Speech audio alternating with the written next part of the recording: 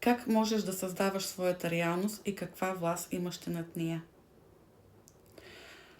Квантовата синхронизация, матрицата, карма или както искате го наричате, всеки ще му даде името, което сам избере.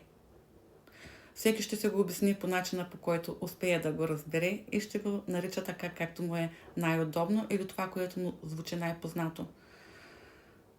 Всичко това се намира на едно място за всеки от вас. В подсъзнанието. Там е твоят цял жизнен опит.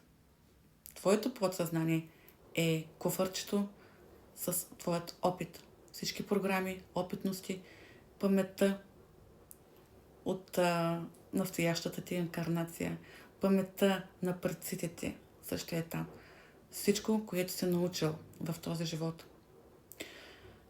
Тези програми, това куфърче, предопределя твоето бъдеще, защото във всеки един момент от живота ти се проявява някой от тези програми. Ако куфърчето ти е пълно с негативни програми, с негативен опит, с болка, сълзи, те ще предопределят и такова бъдеще, за съжаление. За твое съжаление. Или за този, който съжалява. Това, което можеш да направиш ти, е да позволиш куфърчето да бъде отворено и оттам да бъдат премахнати и елиминирани силата и влиянието на тези негативни програми. Ключът за куфърчето е от теб и се нарича желание. Ако имаш желание, това може да бъде осъществено.